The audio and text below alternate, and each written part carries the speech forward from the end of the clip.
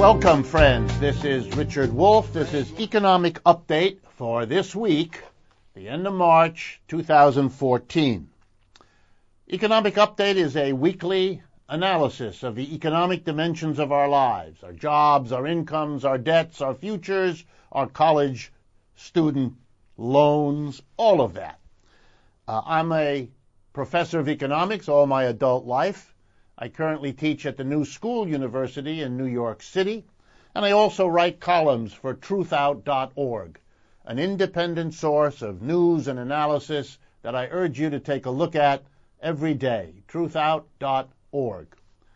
If this program and the kinds of analyses we offer are interesting to you, please know that we maintain two websites where you can go at any time that's convenient for you, at no cost whatsoever, to find the links, the connections, more of this material, lectures, TV interviews, entire classes, as you like.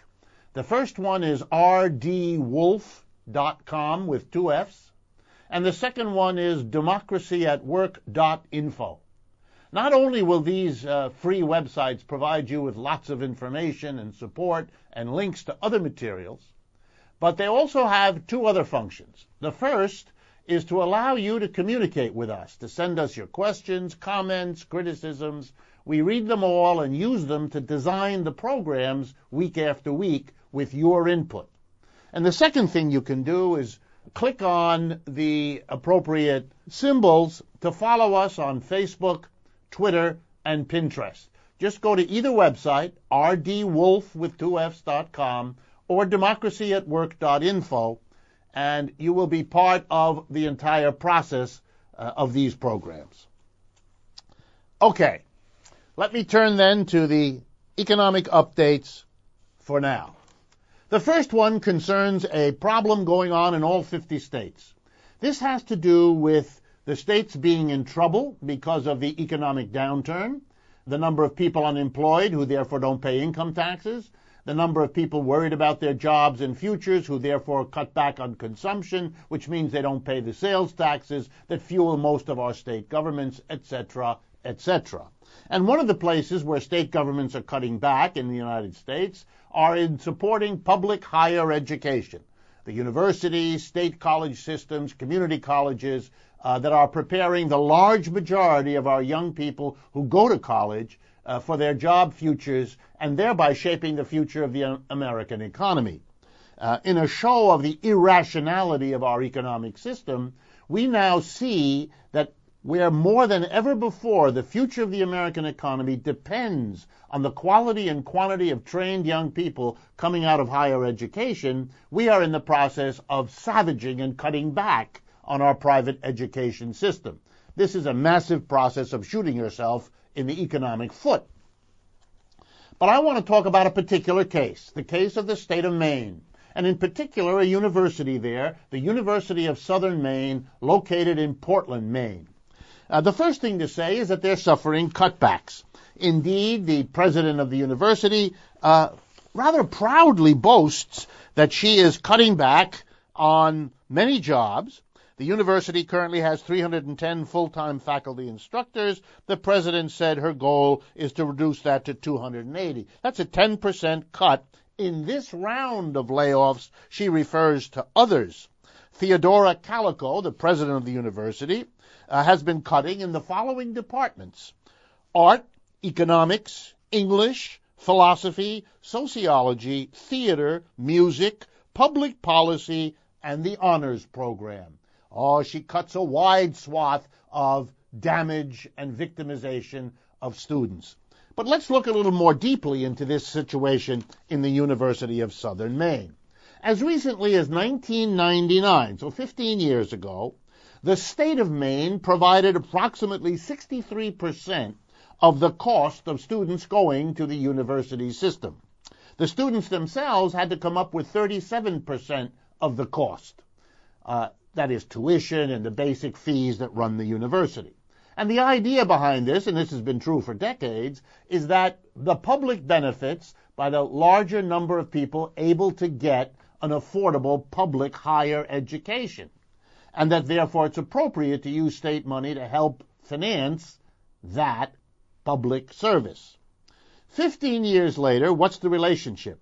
The state now provides 33% of the cost, and 62% is covered by the students themselves. In other words, in 15% we have reversed the proportion of the cost of a higher education that is carried by the state and shifted it on to the families and the individuals, the young people involved.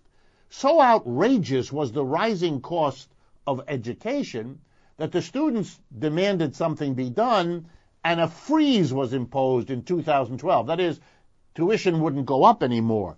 So how interesting that a year later we begin to see that the next phase, when you can't shift the burden of education onto the individual families, what do?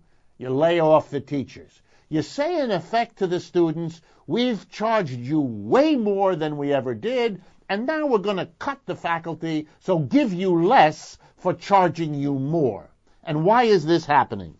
Simply because in an economic crisis, we have a government so controlled by corporations and the rich that even though they've had their taxes cut for 40 years, even though the rich are richer than they have ever been in at least a century, even though the bailouts from this crisis have gone chiefly to the rich in the stock market and to large corporations, the states in this country will not tax those folks because they control the political money.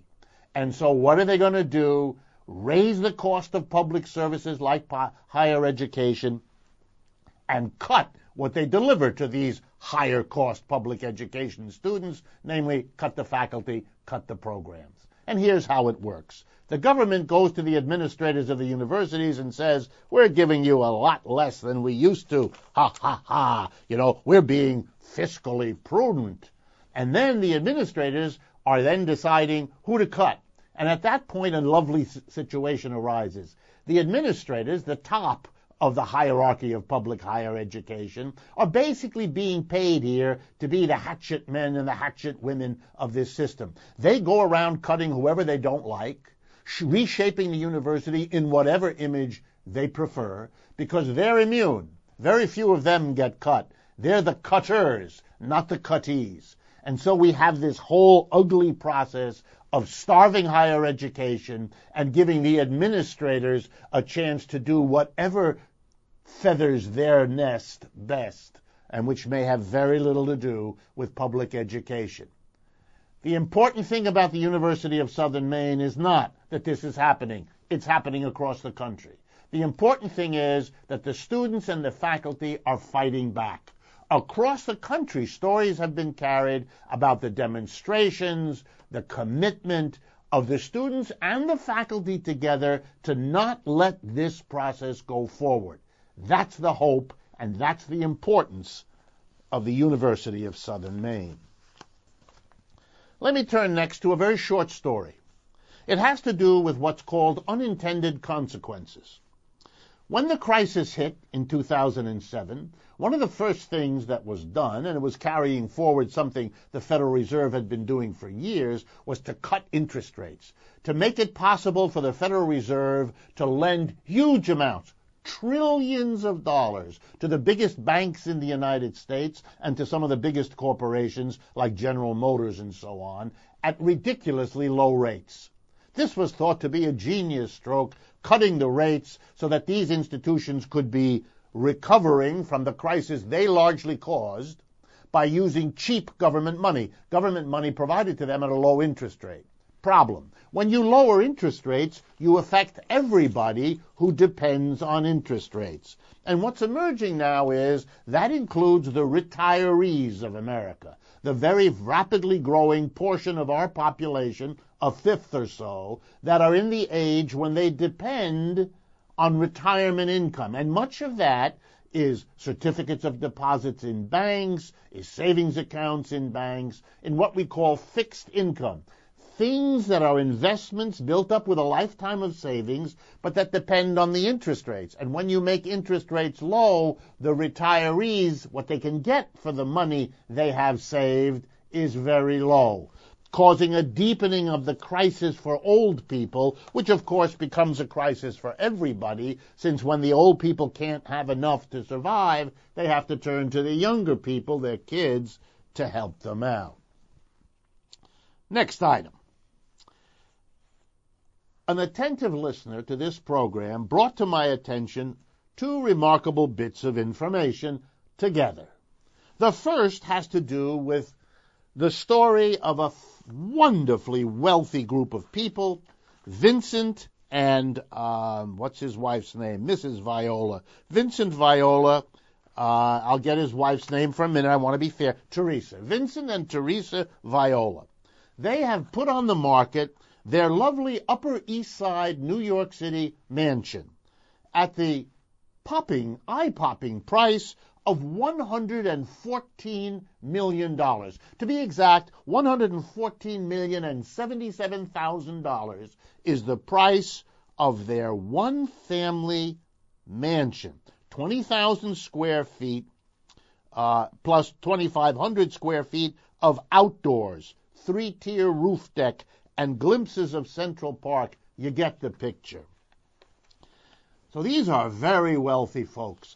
Teresa Viola explains in a story in the New York Times on December 13th of last year, quote, "We lived at the Waldorf Astoria, arguably New York City's finest hotel, for the first 3 years of the renovation." You can only imagine what it cost to live for 3 years in one of the most expensive hotels in the country. But that's why they were waiting for the renovation. And now, having lived there for a few years, they've decided to move on and sell, and charging for the house $114 million. Why is this interesting, other than a sign of obscene wealth in a country where the majority of people are struggling just to get by? The reason this story is important is that Vincent Viola is also the owner of the Florida Panthers hockey team. And this is interesting because he's engaged in a fight down there in Florida with Broward County officials because he wants a subsidy. He wants the county government to give him a subsidy, and here we go, $80 million worth, so that he can build a hotel and have it all help his Florida Panthers hockey team. And as usual, he has his people telling everybody how wonderful this will be for Florida. But what he wants is $80 million to make it possible to run his profitable hockey team. The same man wants to squeeze the people of Broward County for $80 million freebie while he sells his New York City mansion for $114 million. That's how the rich become richer. They take the money of the mass of people as subsidies, threatening not to do what they might otherwise not do, even as they sell their homes for wild sums of money. The extremity, the ease with which this is done, funding already rich people with public subsidies, is what got my attention and what I think deserves yours. Next short item. Student football players at Northwestern University just got a really interesting ruling from the Chicago District of the National Labor Relations Board.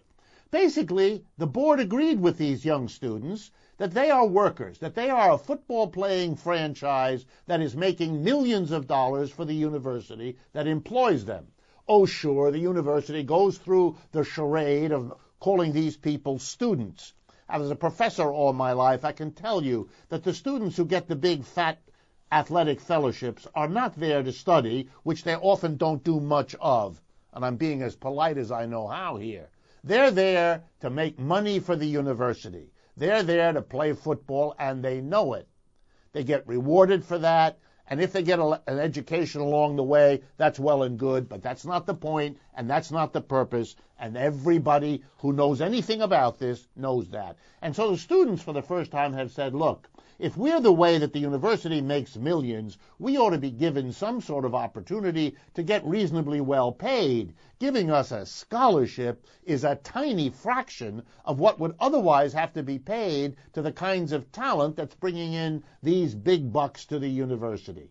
Bravo for these student athletes, at least they have the courage to begin to fight. They're forming a union, and they're demanding the right to negotiate with the university, and the National Labor Relations Board has agreed with them.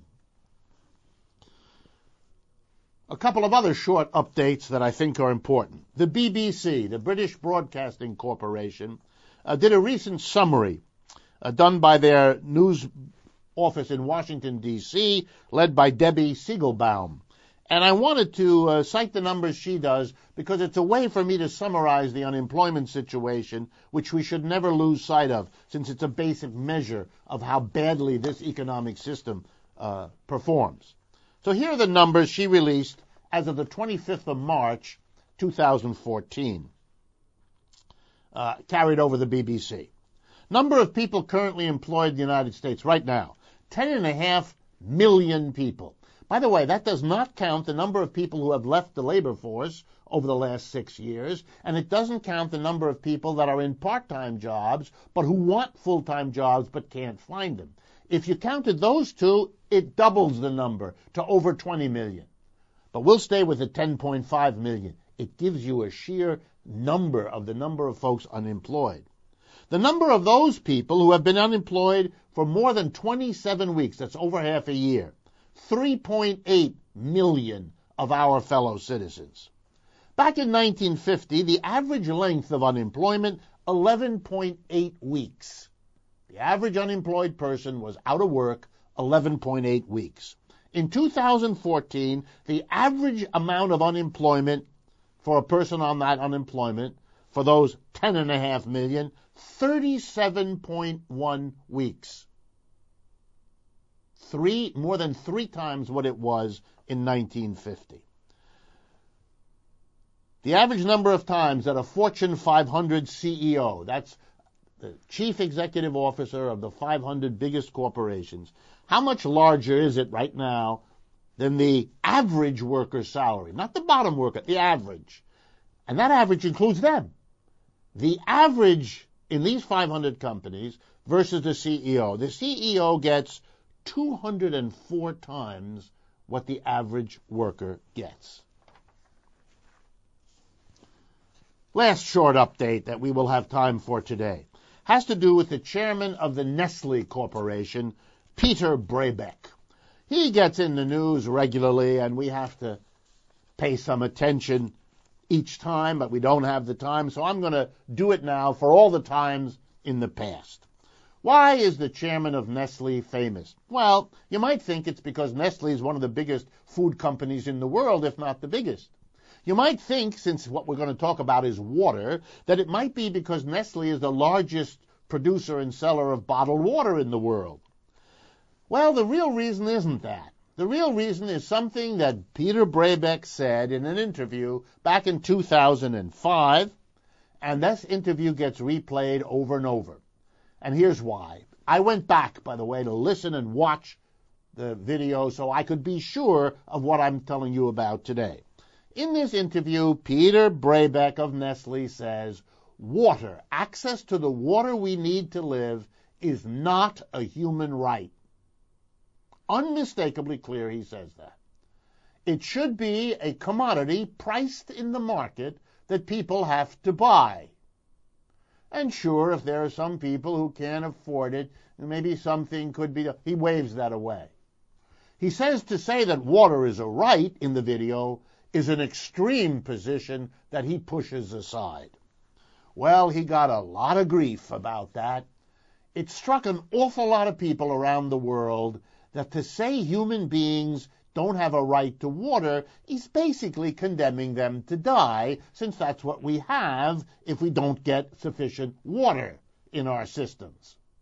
So Mr. Brabeck and the Nestle Corporation, watching the avalanche of negative publicity for them, backed off. And in many statements saying, oh no, water is a right, I was misunderstood. There's no misunderstanding.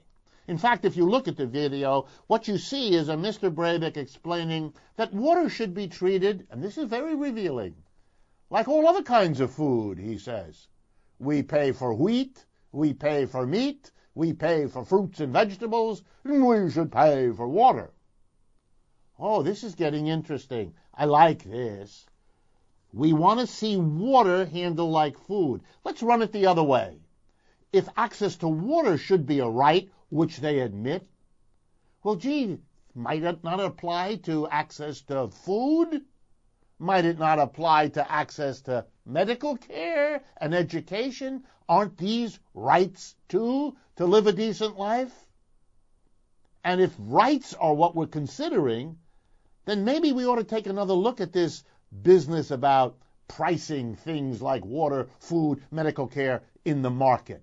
The justification of that Mr. Brabeck offers is what comes from the professors of economics. And Mr. Brabeck ought to know better because he doesn't listen to them on much else.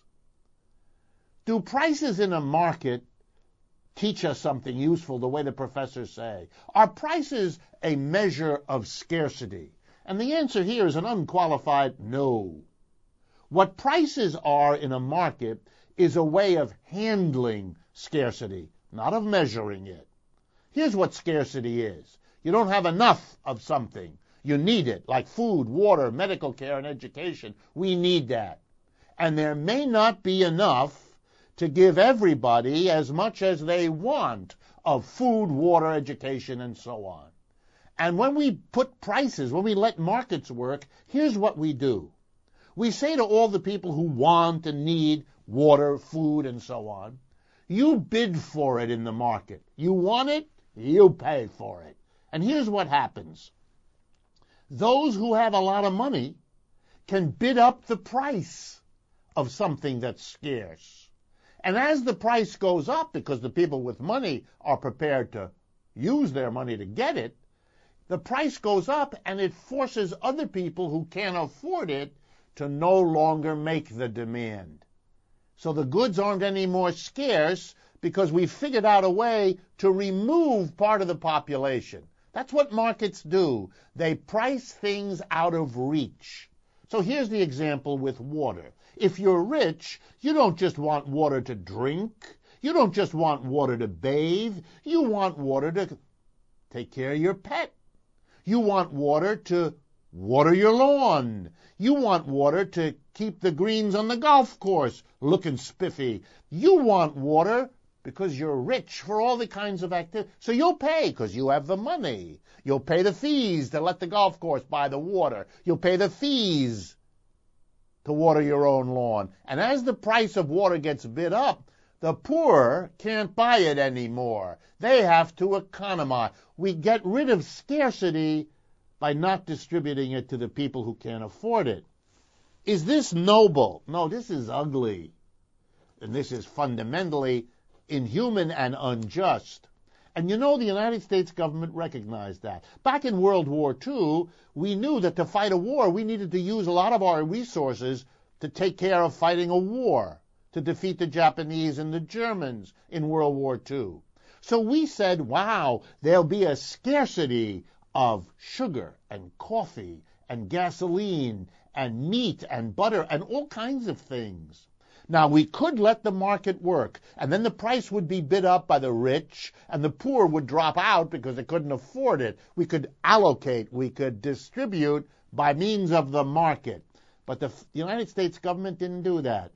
It said, no, we can't have that. We can't have a few rich people having all the milk they want for their pets, while average people cannot get enough milk for their babies. So we're not going to let the market do it. We're going to issue ration cards. We're going to give everybody the right to have so much water, depending on what they need, and so much butter and sugar and gasoline. We're not going to use the market because it doesn't measure scarcity. It allocates scarcity to those with the best ability to pay, and that's fundamentally unjust and unacceptable. That's the problem with the mentality of the people who lead our big corporations, like Mr. Brabeck of Nestle's. Okay, we come to that part of our program where we begin to talk about some major issues that take a little more time and that we need to devote attention to. And I'm going to begin today by making a distinction between distribution and redistribution. This is an issue that comes up often in the United States and indeed in almost every other country. And the discussion goes a little bit like this. Every economy distributes the values of what it produces. Think of an economy as producing an enormous amount of goods and services which you can value at whatever it is, in dollars, in lira, in euros, whatever. And the question every society has to answer is, how are you going to distribute the wealth that's been created in this economy among all the people in it? And not just the people, between the people on the one hand and corporations, the producers, the enterprises on the other, and what part is going to go to the government. In other words, a decision about the distribution has to be made. And the way this works in most economies today is basically the corporations make those decisions. The corporations decide how much to pay their workers. The corporations decide how much to pay each other for inputs. They negotiate that, but they work that out, and they decide what the price is of everything, and that'll determine how much profits they get. So the wages the workers get, the profits the companies get, is pretty much decided by the enterprises in the normal course of capitalist economic activity. Here comes the problem. The way capitalism typically does it is to give a relatively small number of people at the top a disproportionate amount of the wealth created in society, while the mass of people are either in the middle, getting by reasonably well, or at the bottom, not getting by reasonably well. And predictably, and this has been especially true in recent years for reasons you all know, the people at the top have been doing really well. The people in the middle are literally disappearing as the middle vanishes, and those toward the bottom are ballooning as a part of our population. And this has led, as capitalism has always done this, to demands that the wealth that's been distributed so unequally now be redistributed. And indeed, we have methods for doing that. For example, progressive income taxes. We tax a higher percentage of rich people's income than of middle and lower, and we use that to provide public services that are distributed to everybody. This is a method of redistributing income, so that we use the tax system to redistribute what was initially distributed in what is deemed to be an unfair and unsustainable way. Subsidies are another way of doing that. Welfare payments are another. And typically, and here comes the point, typically in our societies we have bitter, ugly battles in the society over redistribution. Those who get more want even more. Those who get too little demand more. Those who see themselves having some of their income taken back to provide to others feel ripped off. And so we have nasty, ugly struggles. That's how the United States Congress, for example, recently decided, at the same time that they're giving dozens of benefits to the rich, to cut back on food stamps for the poor, and on and on and on. These are ugly struggles over redistribution. Well, I have a suggestion. It's not to favor this or that method of redistribution. It's actually to say, it's irrational for a society to have these kinds of ugly fights, to become so divisive in our politics and our ideology over a question of redistributing income, that we ought long ago to have said, well, wouldn't it be better to not distribute it unequally in the first place so that we don't have these kinds of divisive social battles about redistribution afterwards? Maybe if we distributed it in a reasonably fair, equitable way in the first place, we wouldn't have these fights. And moreover, to redistribute wealth is not only the occasion of ugly and divisive social battles. It costs a lot of money. Bureaucracies have to be set in place to measure and count and take and monitor all of the redistributed wealth. We could save on that waste of our resources. And we could avoid the battles. Here's the solution. distribute better in the first place. And here's how to get it done. Change from a capitalist enterprise, one that's owned and operated by a tiny group of major shareholders, the rich, and the boards of directors they select from among themselves, who decide how to distribute the wealth of the enterprise.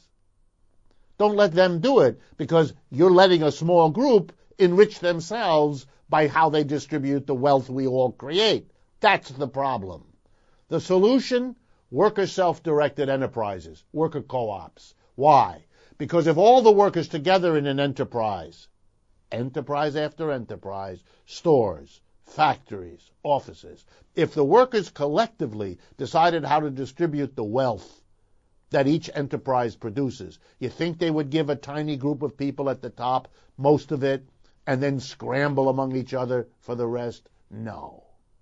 They wouldn't distribute it as unequally as capitalism has been doing, and they never would. And therefore we wouldn't have the kind of redistribution fights and wastes that we now have. We would solve the problem at the beginning, which is where it ought to be solved. By changing the organization of enterprises, we could get the kind of more equal distribution that would be a much better solution. We're going to take a short break at this midpoint in the program. Please stay with us. We'll be back in a matter of seconds for Economic Update. Welcome back. This is Richard Wolff. This is Economic Update for the end of March 2014. And we're in the middle of the program where I typically remind you that if these conversations and discussions and analyses are of interest, please make use of our two websites, rdwolf with 2fs.com and democracyatwork.info. Both of those are freely available to you 24/7, and they both allow you to do two other things. Communicate with us, your thoughts, questions, ideas, criticisms, all are welcome, all are read. We use them to design these programs. And the other thing you can do on either website is to follow us on Facebook, Twitter, and Pinterest, and keep up in a regular way. And there is one more thing I forgot to mention. You can sign up for our free newsletter. That way, every couple of months, you get a little announcement, and a free newsletter takes up 1 page or so, giving you a sense of what we're doing and highlighting some of the things that you can click on and pursue, again, at your interest, no cost whatsoever. The next major conversation for today's program has to do with the state of Maryland. This is the M program. We talked about Maine at the beginning of the first half, and we're going to talk about Maryland at the beginning of the second. Why Maryland? Because Maryland illustrates the extreme inequalities we now face as a society and will continue to face unless, like the students and faculty at the University of Southern Maine, we fight back. So what is it that's interesting about Maryland? Well, Maryland is the United States that has, first fact for you, the most millionaires as a percentage of the population. The most millionaires per capita, that's the state of Maryland.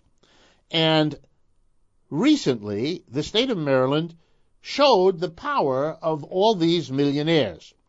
When the legislature in Maryland, with a thumping bipartisan majority. These are the words of a website that follows these things, which I have used in the past and which I would like to mention here. It's called toomuchonline.org. toomuchonline.org. They had a wonderful story about this, and not only did they talk about what the legislature did, but they allow me to present it to you. They voted to cut the state's estate tax, a move that will save the state's richest households and chop state revenues by $431 million over the next 5 years. Even the Baltimore Sun, the leading newspaper in the state of Maryland, wrote an editorial from which I want to quote. The editorial asked this question, quote, "If you had $431 million to spare, is a tax cut for the ultra-rich where you would spend it?" Wow. The unequivocal answer given by the Maryland state legislature is yes. That's exactly what we would do.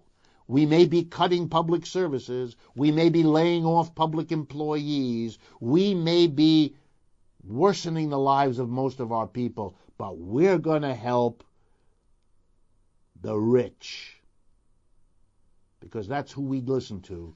We are today's modern politicians in both parties. But this alone would not have made me talk about Maryland.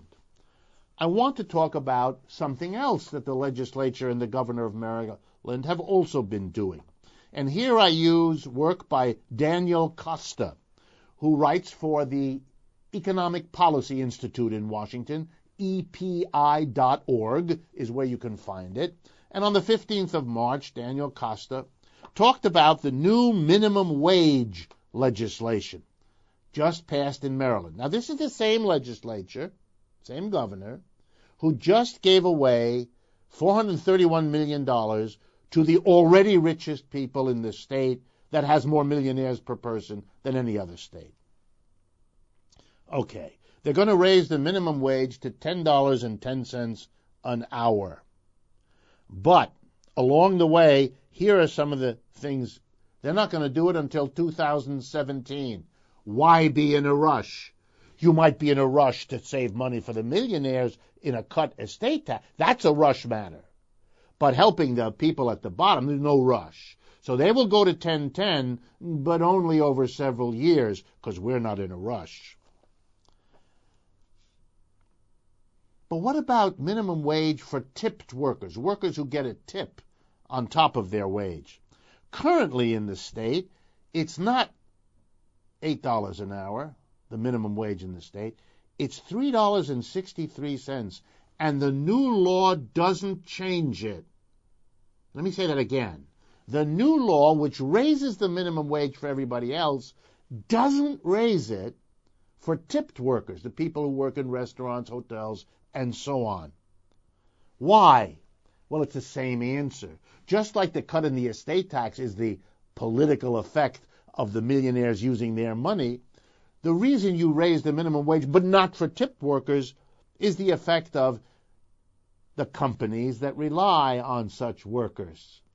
One of the biggest lobbyists in Maryland is the Six Flags Corporation, the amusement parks, has a long history of lobbying to keep the minimum wage low. So these kinds of companies that want to, they get what they want, just like the millionaires get what they want. And so the gap between rich and poor, the gap between those who amuse themselves with lots of money at the amusement park and those who get $3.63 for an hour of their labor in that amusement park is continuing. This is a society that is spinning out of control in the direction of inequality.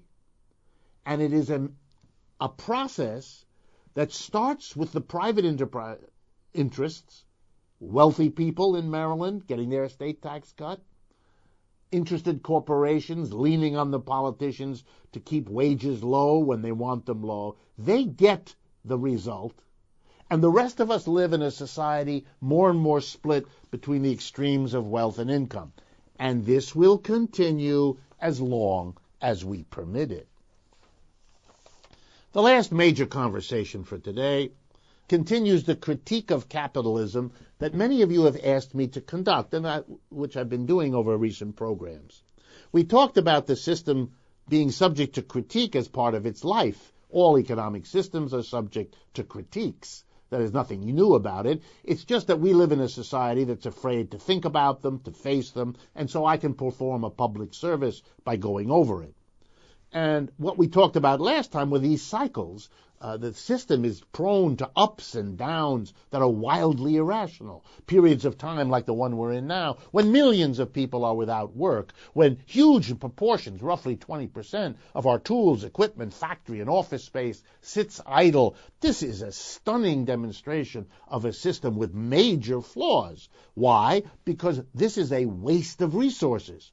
It hurts the people who are unemployed Now for 37 weeks on average, you lose your skills, you lose your contacts, you lose your self-confidence, your self-esteem. The social costs of this are staggering. And I'm not even talking about the machines that rust, the floors that buckle, and all the other losses from a system that works this way. So it is staggeringly inefficient to have a system that does this. That's right. What good is the efficiency inside the factory or the office that we so often boast about if it is completely nullified and offset by the inefficiency of the huge number of people without a job, the huge number of stores sitting empty, the huge number of factories quiet? That's inefficiency at the macro level, trumping whatever efficiency you get at the micro level inside the enterprise. But the other criticisms of capitalism are just as important. It is fundamentally unjust, the critics have argued. It enriches a tiny number of people at the expense of everybody else. This is a fundamentally unjust arrangement. Everybody works hard, everybody's work contributes to the total output, and everybody should be reasonably well compensated. Some more than others for all kinds of reasons. They need it more, they work harder, they have more developed skills. You can take those into account. But that has nothing to do with having, as this program began with today, somebody who is selling their home for $114 million. This is outrageous, has nothing to do with your relative contribution to the process. This has to do with a system that rewards folks in a manner reminiscent of the ancient pharaohs, the folks who built pyramids while other people had not enough to eat. And finally, the critique of capitalism has to do with democracy. And here the argument is stark, but needs to be put forward in a straightforward manner. Democracy is a concept that says that the people affected by decisions have the right to participate in them. We say people have the right to vote in an election because the mayor you vote for, or the governor you vote for, or the congresspersons, or the president, these are people who make decisions that affect your lives, and therefore they have to be subject in a democratic system to your influence, at least your vote. Well, if democracy is a good idea, if it's a value we hold dear, which every political leader says 2 or 3 times a day, if democracy is that in whose name we go to war in Iraq and Afghanistan and justify all manner of foreign policy, wouldn't you think that democracy would have to operate and function inside the workplace where we work? After all, work is an important institution. 5 out of 7 days a week, you go to work. Much of the rest of your life, you're either recovering from work or preparing for work. Work is central. And work in this country is mostly done in enterprises. Are enterprises democratically organized? And the answer is an unqualified no, they're not. You're affected by many decisions where you work. Let's go through them to remember. You're affected by the air you breathe and the water you drink. Do you determine the quality of the air and the water in your workplace? And the answer is no, you don't. Another example. You're affected if your company closes your office, your store, your factory, and moves it someplace else. Do you participate in the decision of when and where to move? No, you don't. When it comes time to deciding what to do with the profits in the store or office or factory where you work, profits that your labor helped to produce, do you participate in the decision of what is done with those profits? And the answer is you don't. Are you affected by it? Of course you are. If those profits were distributed back to you as a bonus at the end of the year, your income and your life would be different. If instead that money is given to a bonus of the 5 richest guys in the company at the top, you're affected by the fact you didn't get it. They did. So you're affected by how the profits are distributed.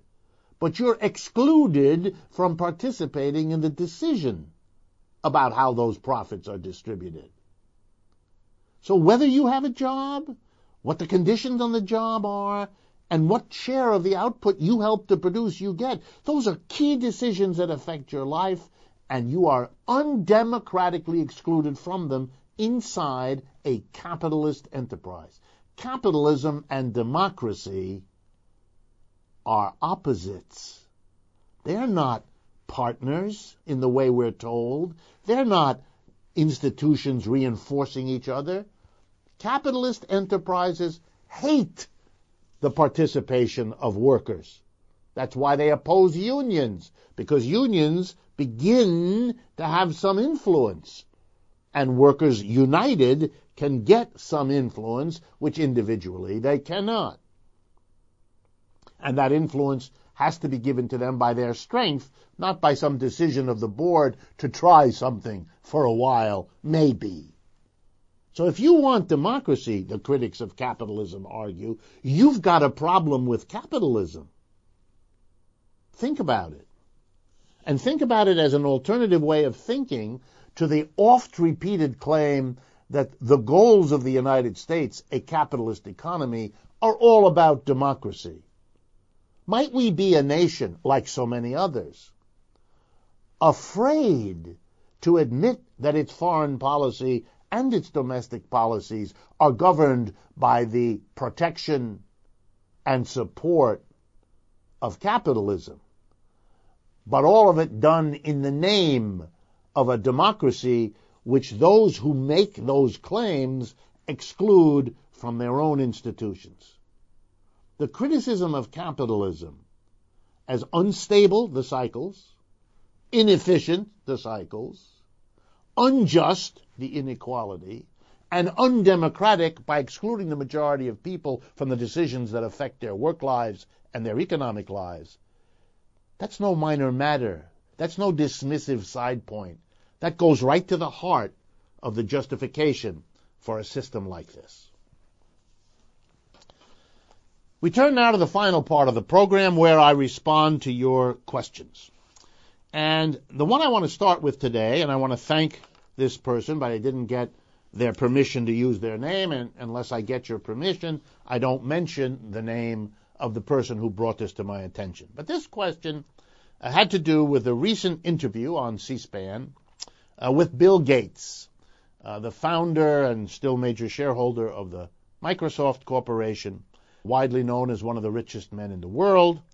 And he gave an interview where he said 2 things, and this listener asked me to comment. Now, normally I don't comment on individuals' comments, but given the prominence of Mr. Gates and given the widespread views he articulates here in this interview, I'm going to make an exception. The first thing Bill Gates says is how happy and positive he feels that the world is getting better steadily. And he has no patience in this interview for people who are saying that isn't so, because they're really doing harm. They don't help the situation by not saying that the world is getting better. Well, since I am one of those folks, I have to quarrel a little bit with Bill Gates. I begin as politely as I know how by asking him which planet he inhabits. The world is getting better. I began this program by talking to you about what's going on to the public universities in this country. Built after World War II, public higher education was a way to give the mass of Americans a chance to go to college, even though they could not afford to get into, pay the price, or even find a place in the fancy private schools that before World War II had only educated the richest tiny minority of American young people. And what did I report? The struggles across 50 states as the states cut back their commitments to the mass of working people in all 50 states. I gave the details in Maine as representative. The world isn't getting better for the mass of people looking for a higher education. It's getting worse. And Mr. Gates, who claims that education is one of the priorities of his foundation, the Bill and Melinda Gates Foundation, it is astonishing, even for these folks who are so busy justifying themselves, to be able to say boldly things like everything's getting better. You must be kidding. Then I talked about the problem of old people having to live on much lower interest rates because of the policies of the government. Things aren't getting better for them. And then I talked about the people who live on tips in Maryland and how they're not getting a raise in their minimum wage of $3.63 an hour. Wow. Things are not getting better, Bill Gates. Well, let's turn to the other thing he said, which in a way is even more astonishing. He refers, and this is in the description of C-SPAN as it gives of this interview, he refers to the role of philanthropy. And Mr. Gates in the Bill and Melinda Gates Foundation is one of the major philanthropic foundations in the country. The role of philanthropy in ensuring justice. Let me say that again. Ensuring justice. Now let's see. Justice. Mr. Gates endowed this foundation, which he runs, with hundreds of millions of dollars. I'm going to put aside how he ever came by that money and how it's possible in a society, many of whose institutions and individuals contributed to producing the modern computer, why one individual would end up with this wild amount of money. But put that aside. He gives it to a foundation that he and his wife run. Now let's look at the justice here. They decide where the hundreds of millions of dollars are going to be used. They decide what social issue they're going to help out. They thereby decide what social issues they're not going to help out. Are you a person with a drug addiction problem? If they don't think that's important, your help is reduced. If they think it's important to help early childhood education in Africa, then they will help that. Is it just for an individual family to decide who among the needy of the world are going to be helped? Might it be more just to say that the society as a whole, all of whom face the sadnesses and the needs of our communities, all of whom struggle with them, all of whom will be affected by who's helped and how, but they're all excluded because we have an arrangement in which if you're rich enough, you can decide, you can play God with your wealth. And this is about justice? Justice would be if all the folks who suffer the pains of the needs of our society could get together and decide democratically what priority to give which of them, how to help them. Why is this left to a handful of people? We didn't elect Mr. Gates.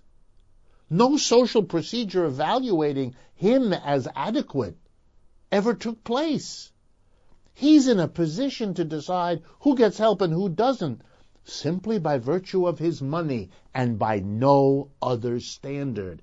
That has nothing to do with democracy, and it has nothing to do with social justice. Mr. Gates, the world isn't getting better, and you're not ensuring justice. The world is getting poorer, and you play a major role in that. And your foundation is a fundamentally unjust way of dealing with the world's problems. You don't ensure justice, you illustrate injustice.